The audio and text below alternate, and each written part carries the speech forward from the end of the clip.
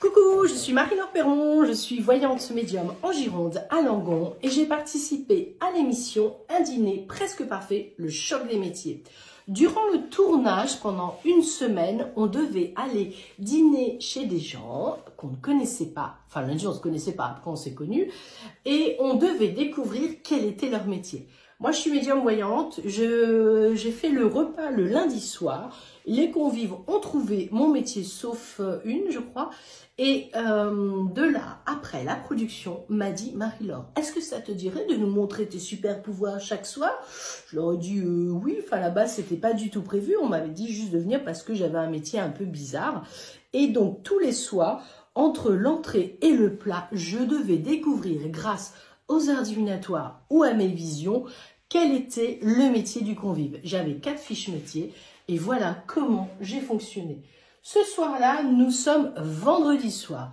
Vendredi soir, c'est le dernier soir. Je peux vous dire qu'on est tous très très fatigués. Ce soir-là, nous avons dîné chez Katharina.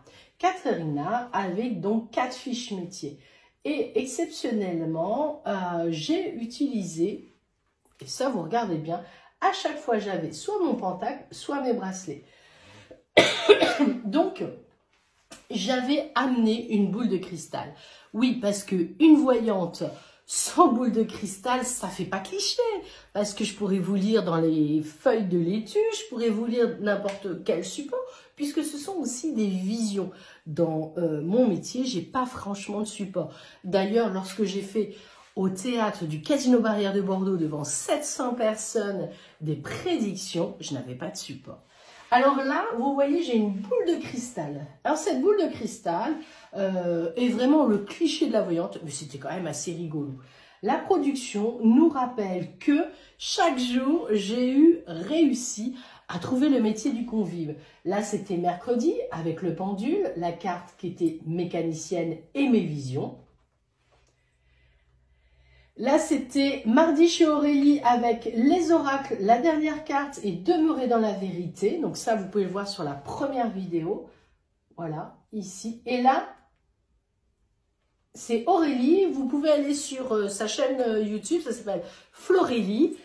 Ici, on le voit, Florélie, elle chante divinement bien et des chansons très, très punchy et très agréables. Et donc là, c'était jeudi soir. Alors, ce vendredi soir, c'est le dernier soir de tournage. Le stress, la pression, pour l'instant, j'ai fait un sans faute. Quelque part, on peut se tromper, l'erreur est humaine. Mais lorsque la production te dit à chaque fois, mais te stresse pas, laisse aller, c'est qu'un jeu. Pour moi, il y avait quand même un gros stress. Parce qu'il y a quand même un enjeu professionnel sur ma réputation. Alors, pour les métiers, je vous conseille quand même d'aller voir Un dîner presque parfait, le choc de métier sur W9.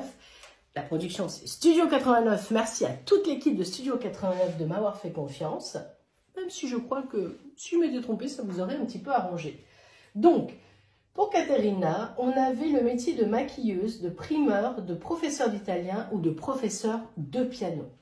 Et à ce moment-là, je demande à Nella d'utiliser une plume d'oie. Merci Monique, parce que c'est Monique qui m'avait ramené des plumes d'oie. Je voulais une décoration avec des plumes, vous voyez le côté vraiment voyante, la boule de cristal, la plume et tout et tout. C'est vraiment pour la télé, hein, mais c'était important. Donc à ce moment-là, je dis à Nella, passe la plume autour de la boule de cristal. Mais Nella, voilà, Nella commence à nous faire un petit peu de ménage sur la boule de cristal. Franchement, allez regarder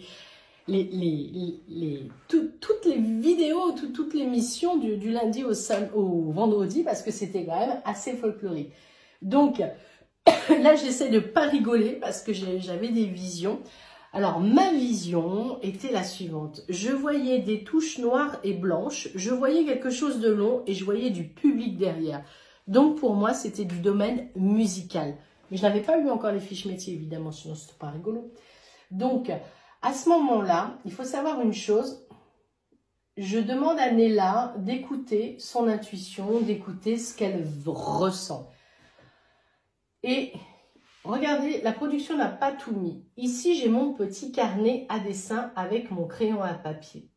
Pendant que Nella tourné la plume autour de la boule de cristal, je me suis mise à dessiner. D'accord? Et au moment où je commence à dessiner, Nella, elle le dit à ce moment-là, elle entend de la musique. Il faut savoir que mon dessin était simplement un piano et au moment où je dessinais les notes de musique, c'est à ce moment-là que Nella a entendu de la musique. Je ne peux pas vous expliquer comment je fais, mais voilà. Tout le monde était vraiment dans le ressenti et c'était vraiment agréable de montrer qu'on pouvait utiliser les arts divinatoires de façon complètement différente. Là encore une fois, je dis à la production, je n'ai pas forcément envie de donner la bonne réponse parce que c'est quand même 0,5 points. Donc, qu'est-ce que je fais? Eh bien, tout simplement, je vais leur dire, là, Nella dit qu'elle entend de la musique dans sa tête, c'est au moment où je dessine. Donc, Sébastien fait confiance à ce que je vais dire, mais je ne leur donne pas la réponse, je ne leur donne pas ma vision. Je leur donne une chance entre professeur d'italien et professeur de musique. Donc là, on est tous en train de dire des fausses choses pour ne pas se donner les bonnes réponses, parce qu'on n'a pas forcément envie de donner le demi-point à tout le monde. Et ça, c'est vraiment, vraiment important. Alors, Sébastien aussi ressentait des choses et il s'est laissé porter sur ce que tout le monde ressentait. Donc là, c'est Caterina qui devait faire croire qu'elle était professeure d'italien, pianiste, maquilleuse ou primeur. Bon, elle est italienne, donc quand elle parle italien, c'est perfetto. Je ne dis pas comme ça, peut-être, mais c'est pas grave. Allez, avanti. Donc, moi, je mets le métier de professeur de musique. J'entends la musique. Ma vision avant d'arriver était vraiment le piano et les notes de musique. Donc, là, on voit effectivement Sébastien aussi qui se fait confiance. Mes professeurs de musique.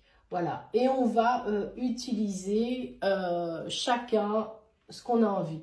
Professeur de musique, il fait confiance aussi à ce que je dis. Il a compris que c'était peut-être pas trop de conneries d'être voyante médium. Et Aurélie avait eu, elle, l'indice. Donc, Katharina, là, il faut savoir que c'est le dernier soir qu'on est tous très, très fatigués, qu'on n'a qu'une envie, c'est que ça s'arrête. Alors voilà, donc Katharina sort les fiches métiers que chacun a mis. Et donc, on est tous d'accord sur le côté professeur de piano par rapport à nos visions. Vous me voyez sur nos visages, on est quand même tous très, très fatigués. Et là, quel est le métier de Caterina? Et là, elle nous fait patienter. C'est très, très dur quand ça patiente comme ça. Et là, voilà, moi j'explique que mes visions, c'était le piano. Et là, attention, tas de départ. Son métier est, elle dit, professeur, elle nous laisse patienter de piano. Et voilà. Et là, je suis très, très contente de moi parce que, faut savoir une chose, ça a été une semaine très éprouvante entre la fatigue du tournage, supporter Nella, je t'avoue quand même que ça a été pas si facile que ça. Les critiques, regardez franchement un dîner presque parfait, le choc de métier, vous comprendrez pourquoi. Donc voilà, Caterina est toujours professeure de musique. Voilà, c'est un tournage éprouvant, un tournage où on m'a demandé en tant que voyante médium de prouver que les arts divinatoires existaient, 100% de réussite. Et j'ai même poussé le vice, c'est que j'étais tellement fatiguée, je crois qu'il devait être 4 ou 5 heures du matin. Au caméraman, je lui ai dessiné la note que j'allais avoir. Et donc, moi, je lui avais dessiné un 7. Et quand j'ai ouvert ma note, j'ai bien eu 7 sur 10. Donc, voilà. C'est un moment très, très intéressant. Grâce à... voilà. J'ai eu... 7 sur 10, j'avais dessiné la note, ils l'ont pas passé à la production, mais être voyante médium, c'est savoir se faire confiance, savoir écouter son intuition et surtout ne pas trop se prendre au sérieux. J'espère que toutes ces petites vidéos vous ont plu, n'hésitez pas à les partager si vous avez